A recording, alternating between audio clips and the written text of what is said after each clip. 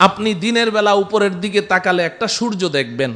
এই সূর্যটা আকারে আকৃতিতে দেখতে মনে হয় যেন একটা ভাতের প্লেটের সমান, তাই না? আসলে কি এত ছোট না?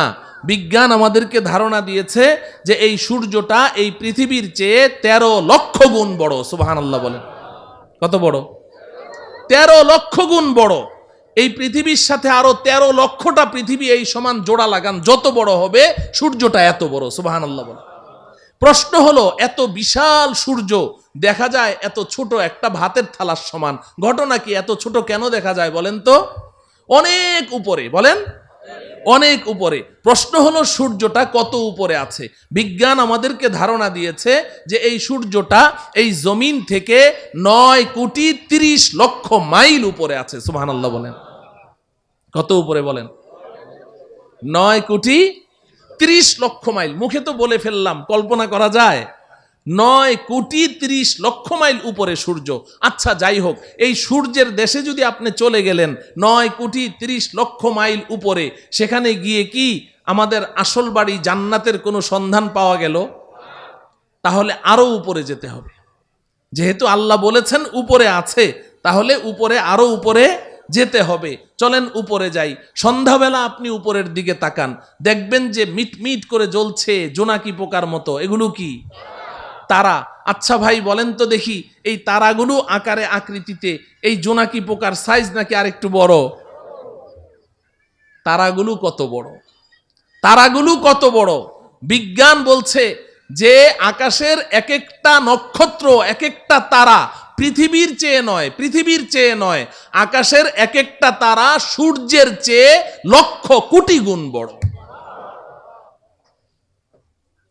এত বিশাল তারা দেখা যায় জোনাকি পোকার মতো। ঘটনা কি? আরো উপরে, বলেন আরো উপরে। প্রশ্ন হলো তারাগুলো কত উপরে আছে? তারাগুলো কত উপরে আছে? বিজ্ঞান এ ব্যাপারে আমাদেরকে কোনো ধারণা দিতে অক্ষম।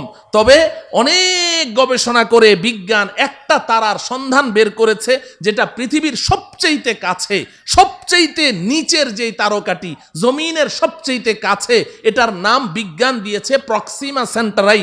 বিজ্ঞান বলে প্রক্সিমা সেন্টারাই নামের এই দুনিয়ার সবচেয়ে কাছের যেই তারাটি, এটা এই জমিন থেকে 25 লক্ষ কোটি মাইল উপরে আছে। কত উপরে? 25 লক্ষ না, 25 লক্ষ কোটি মাইল উপরে। 25 কোটিও না, 25 লক্ষও না। কত? 25 লক্ষ কোটি মাইল উপরে হচ্ছে সবচেয়ে কাছের তারা। তাহলে উপরের তারাগুলো কোথায় আছে? বিজ্ঞান বলে এই ব্যাপারে আমরা কোনো ধারণা দিতে পারবো না।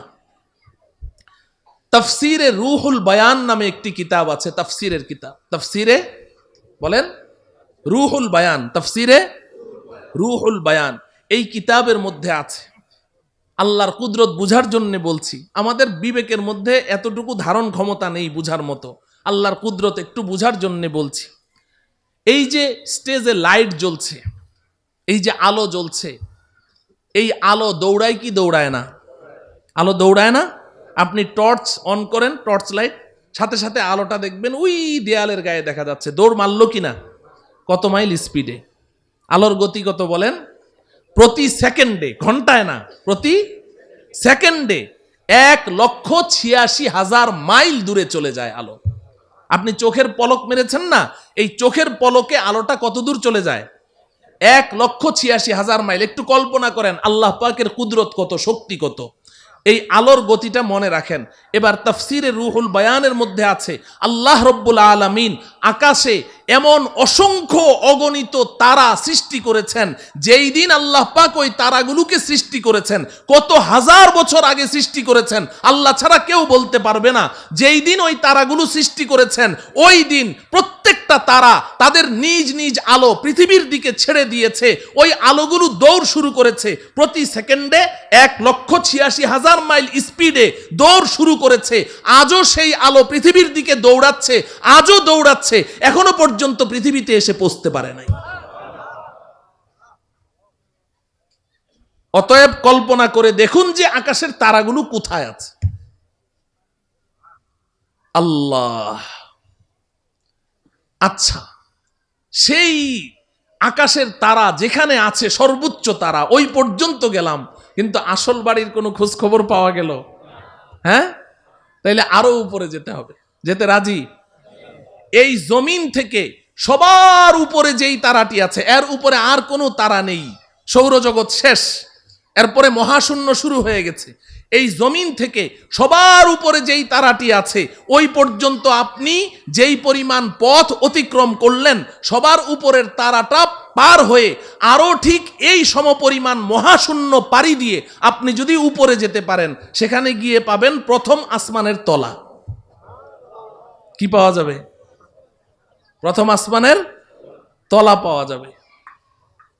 আসমান আছে না নাই? হ্যাঁ, বিজ্ঞান কি বলে? বিজ্ঞানের ছাত্ররা এখানে আছে না?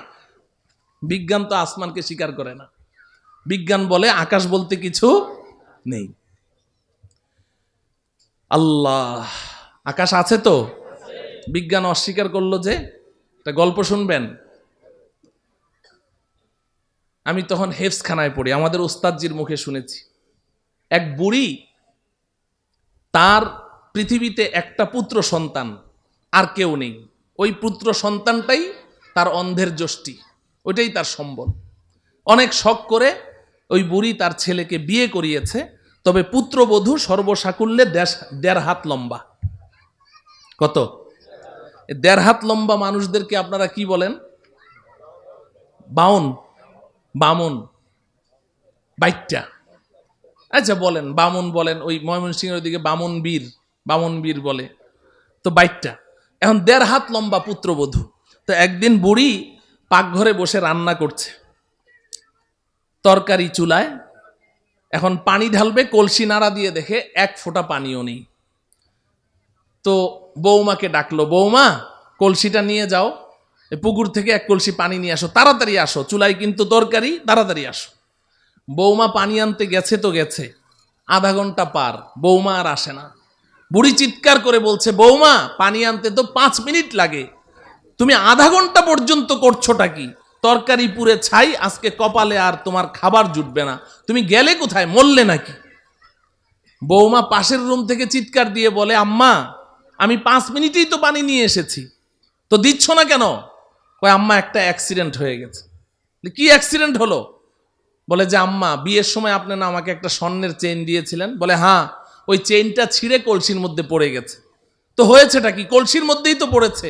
কয় যে, আম্মা হ্যাঁ কলসির মধ্যেই তো পড়েছে, তুমি নিজে দেখেছো? বলে, আমি নিজের চোখে দেখলাম কলসির মধ্যে পড়েছে। তো তাহলে এক কাজ কর, তোর মাথায় কি বুদ্ধি শুদ্ধি নাই? তুই এক কাজ কর, কলসির মুখ দিয়ে হাতটা ভরে দে, কলসির তলা থেকে চেইনটা তুলে নে, পানিটা চেঞ্জ করে নিয়ে আয়, আর না হলে 5 মিনিট সময় বেশি লাগবে, তুই আধা ঘন্টা পর্যন্ত করছিসটা কি? বৌমা পাশের রুম থেকে চিৎকার দিয়ে বলে, আম্মা এইমাত্র আপনি যে বুদ্ধিটা শিখাইলেন, আমি আধা ঘন্টা থেকে ওই কাজেই ব্যস্ত আছি। কিন্তু আম্মা বড় আশ্চর্যের ব্যাপার, আপনার কলসির তো তলা নাই। আপনার কলসির কি নাই? তলা নাই। বুড়ি পাকঘর থেকে বলে, বৌমা কলসির তলা তো কলসির তলার জায়গায় ঠিকই আছে, তুই যে বামন বীর বাইট্টা, তোর হাত খাটো ওই পর্যন্ত যায় না। বলেন ঠিক কিনা? আল্লাহ রব্বুল আলামিন কোরআনে হাকিমে বারবার বলেছেন, একটি নয়, দুইটি নয়, আমি 7টি আসমান সৃষ্টি করেছি। আল্লাহর কথা কখনো অবাস্তব হতে পারে না। আসমান তো আসমানের জায়গায় আছে। যে সকল বিজ্ঞানীরা তারা এই আসমানের অস্তিত্বকে অস্বীকার করেছে, তারা তো বাইট্টা বামনবীর, তাদের হাত খাটো ওই পর্যন্ত যায় না। এজন্য পৃথিবীর শ্রেষ্ঠ বিজ্ঞানী মুসলিম দার্শনিক, আপনারা সকলেই তার নাম শুনেছেন, মহাকবি আল্লামা ইকবাল রহমতুল্লাহ আলাইহি। নাম শুনেছেন? মহাকবি আল্লামা ইকবাল একজন শ্রেষ্ঠ দার্শনিক ছিলেন, শ্রেষ্ঠ বিজ্ঞানী ছিলেন। তিনি সারাটা জীবন বিজ্ঞানের পেছনে দৌড়িয়েছেন, অক্সফোর্ড ইউনিভার্সিটিতে পড়াশোনা করেছেন, ইহুদি খ্রিস্টানদের মাঝেই তিনি বেড়ে উঠেছেন, কিন্তু আল্লাহ পাক তার নসিবে হেদায়েত লিখে রেখেছেন, এজন্য তিনি নষ্ট হন নাই, বেলাইনে যান নাই। তিনি সারা জীবন বিজ্ঞানের পেছনে দৌড়িয়ে জীবনের শেষ মুহূর্তে এসে আত্মসমর্পণ করেছেন।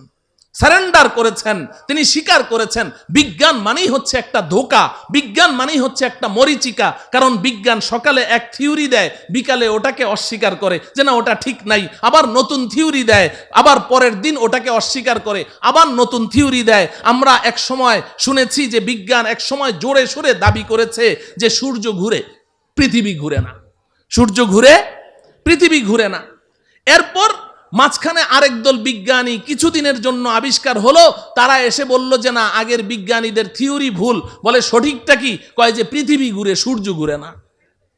এখন বর্তমান দুনিয়ার সমস্ত বিজ্ঞানী প্রায় একমত, তারা বলে আগের দোনোদল বিজ্ঞানীদের থিওরি ভুল। বলে সঠিকটা কি? কয় যে সূর্যও ঘুরে, পৃথিবীও ঘুরে। বলে কি বলে না? এখন বর্তমান বিজ্ঞানের দাবি কি? সূর্যও ঘুরে, পৃথিবীও ঘুরে। আর কিছুদিন যদি বাঁচি তাহলে দেখবো আরেক দল বিজ্ঞানী আসবে, এসে বলবে আগের তিনোদল বিজ্ঞানীদের থিওরি ভুল। বলে তাহলে সঠিকটা কি? বলবে একটাও ঘুরে না। কি বলতে পারে? তো বিজ্ঞান মানেই হচ্ছে মরিচিকা, এক একবার এক এক থিওরি দেয়। তো আল্লামা ইকবাল রহমতুল্লাহি আলাই সারাটা জীবন বিজ্ঞানের পেছনে দৌড়ালেন, এরপরে অন্তিম মুহূর্তে এসে আত্মসমর্পণ করছেন। কোই कहता है नहीं है, कोई कहता है कि है, या खबर है या नहीं है तेरी दुनिया का वजूद। अब जुनू से काम लूंगा मैं रहे तहकीक में, अक्ल के पीछे बहुत ही वक्त जाया कर चुका, अक्ल के पीछे बहुत ही वक्त जाया कर चुका। আল্লামা ইকবাল বলেন রব্বুল আলামিন সারাটা জীবন তো বিজ্ঞানের পেছনে দৌড়ালাম, কিন্তু বিজ্ঞান আজকে এক থিওরি দেয়, কালকে এক থিওরি দেয়। একবার বলে সূর্য ঘুরে, একবার বলে পৃথিবী ঘুরে, একবার বলে দুটোটা ঘুরে, একবার বলে আসমান আছে, আরেকবার বলে আসমান নাই। আমি তো পাগল হয়ে যাওয়ার পালা রব্বুল আলামিন, আর আমি বিজ্ঞানের পেছনে দৌড়াতে চাই না।